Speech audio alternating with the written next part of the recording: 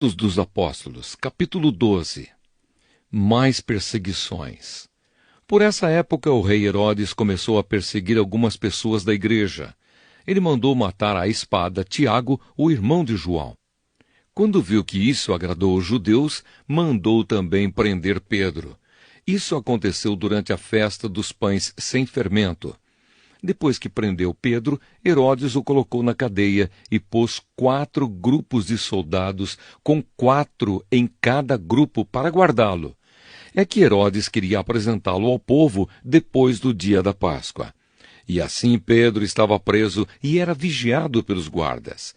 Mas a igreja continuava a orar com fervor por ele. Pedro é libertado. Na noite antes do dia que Herodes ia apresentá-lo ao povo, Pedro estava dormindo, preso com 2 correntes entre 2 soldados, e havia guardas de vigia no portão da cadeia. De repente apareceu um anjo do Senhor e uma luz brilhou dentro da cela. O anjo tocou no ombro de Pedro, acordou-o e disse: "Levante-se depressa." Então as correntes caíram das mãos dele. "Aperte o cinto e amarre as sandálias", disse o anjo. E Pedro fez o que o anjo mandou. "Põe a capa e venha comigo", ordenou o anjo.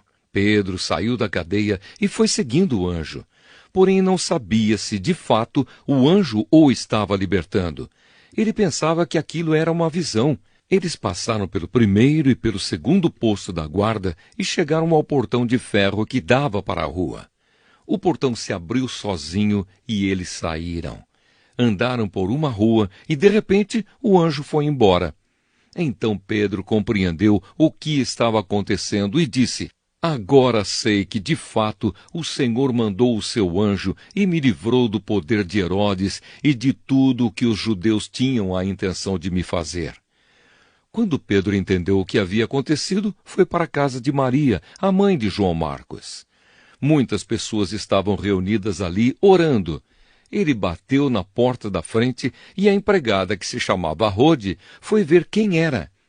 Quando reconheceu a voz de Pedro, ficou tão contente que, em vez de abrir a porta, voltou correndo para contar que Pedro estava lá fora.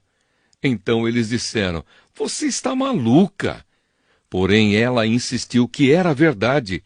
Aí eles disseram: "É o anjo dele." Enquanto isso, Pedro continuava batendo. Finalmente, eles abriram a porta e, quando viram que era Pedro mesmo, ficaram muito assustados.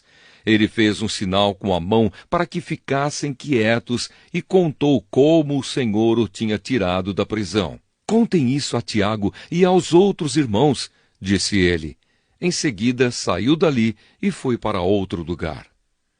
Quando amanheceu, houve uma grande confusão entre os soldados, pois eles não sabiam o que tinha acontecido com Pedro. Herodes mandou que o procurassem, mas não o acharam. Então, depois de fazer perguntas aos guardas, mandou matá-los. Depois disso, Herodes saiu da região da Judéia e ficou algum tempo na cidade de Cesareia. A morte de Herodes. O rei Herodes estava com muita raiva dos moradores das cidades de Tiro e de Sidom. Então eles formaram um grupo e foram falar com Herodes. Primeiro conseguiram o apoio de Blasto, que era um alto funcionário do palácio. Aí pediram ao rei Herodes que fizesse as pazes com eles, pois os alimentos que a região deles recebia vinham do país do rei. Herodes marcou um dia com eles e, nesse dia, vestiu a sua roupa de rei, sentou-se no trono e começou a fazer um discurso.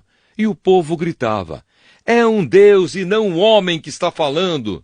No mesmo instante, um anjo do Senhor feriu Herodes, pois ele aceitou a honra que só Deus merece. E ele morreu, comido por vermes. Porém, a palavra de Deus era anunciada em toda parte e ia se espalhando. Barnabé e Saulo terminaram seu trabalho e voltaram de Jerusalém, trazendo João Marcos consigo.